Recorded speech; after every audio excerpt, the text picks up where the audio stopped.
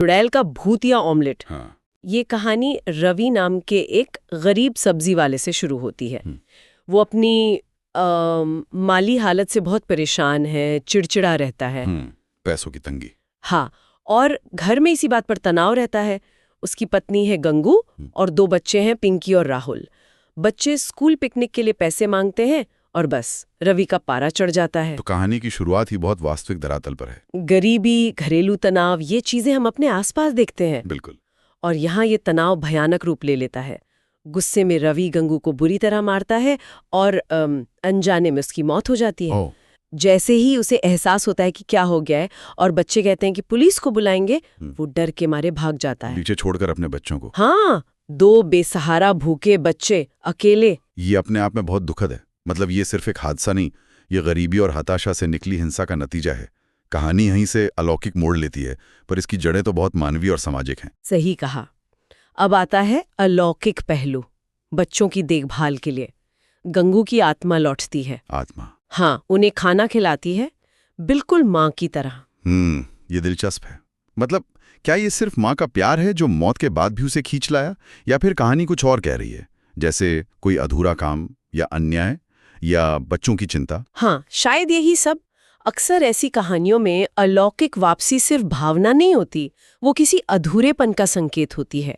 ये मातृत्व की ताकत तो दिखाता ही है, पर शायद ये भी कि बच्चों की देखभाल के लिए कोई और नहीं था, तो आत्मा को आना पड़ा। इसके बाद गंगू की आत्मा बच्चों को लेकर एक दूसरे गांव चली जाती है। अपनी पहचान छुपाने के लिए वो रूप बदल लेती है। अच्छा। और एक रेडी लगाती है, अंडे और ऑमलेट बेचती है। एक आत्मा ऑमलेट बेच रही है, ये तो बड़ा अनोखा मोड़ है। ये सिर्फ डरावनी कहानी नहीं रही, ये तो एक तरह का सर्वाइवल ड्रामा बन गया। बस किरदार अलौकिक है और उसके हाथ के आमलेट वो इतने मशहूर हो जाते हैं कि दूर दूर से लोग खाने आते हैं। अच्छा। हाँ, और यही सवाल उठता है, ये आमलेट इतने स्वादिष्ट क्यों है? क्या ये उसके माँ के प्यार का जादू है या उसकी अलौकिक शक्ति का असर? ये एक क्लासिक मोटिव है ना, जैसे परियों की कहानियों में होता है। अलौकिक प्राणी से जुड़ी चीजों में अक्सर कुछ खास बात होती है।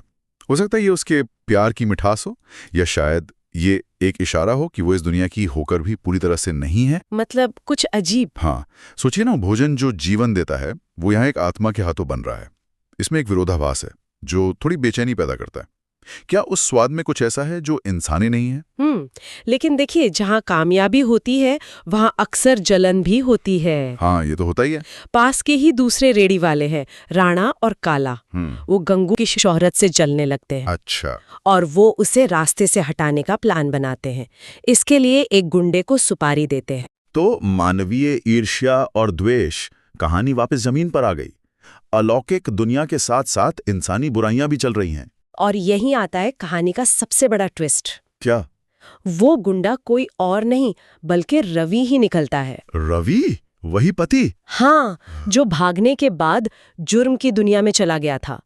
उसे पता ही नहीं कि वो किसे मारने आया है। अरे वाह! यह है कर्म का चक्र या किस्मत का कैसा क्रूर मजाक है ये। रवि अनजाने में उसी औरत की आत्मा को मारने आया है जिसकी मौत का जिम्मेदार वो खुद है और जो अब उसके ही बच्चों को पाल रही है। कहानी यहाँ नियति और अतीत के साये जैसे विषयों को छू रही है। क्या हम वाकई अपने अतीत से भाग सकते हैं? तो रवि पहुंचता है गंगू को धमकाने, लेकिन गंगू पलटवार करती है। कैसे?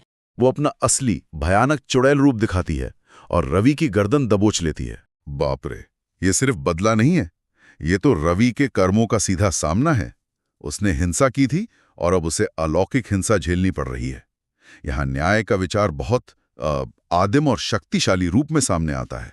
ये डर कि हमारे बुरे काम हमें किसी न किसी रूप में, शायद सबसे भयानक रूप में वापस मिलते हैं। गंगू रवि को मारने ही वाली होती है कि पिंकी और राहुल आ जाते हैं। बच्चे? हाँ, वो अपनी माँ से रहम की भीख मांगते हैं।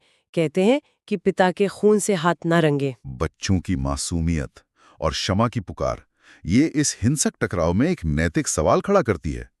क्या न्याय हमेशा बदला ही होता है या माफी की भी कोई जगह है? लेकिन तभी वो दूसरे रेडी वाले राणा और काला बच्चों को पकड़ लेते हैं चाकू की नोक पर। ओह, अब क्या होगा? बच्चों को खतरे में देखकर रवि खुद को रोक नहीं पाता। वो गुंडों को धक्का देता है ताकि बच्चे बच जाए, लेकिन इस कोशिश में खुद चाकू का शिकार हो जाता है। रवि का ये आखिरी काम, अपने बच्चों के लिए जान देना, ये उसके किरदार को एक जटिलता देता है। वो बुरा था, इसमें कोई शक नहीं, लेकिन उसमें पिता का वो अंश बाकी था। क्या ये एक पल की अच्छाई उसके पाप धो सकती है? कहानी सोचने पर मजबूर करती है। बच्चों पर हमला और रवि को घायल देखकर गंगू का गुस्सा फूट पड़ता है।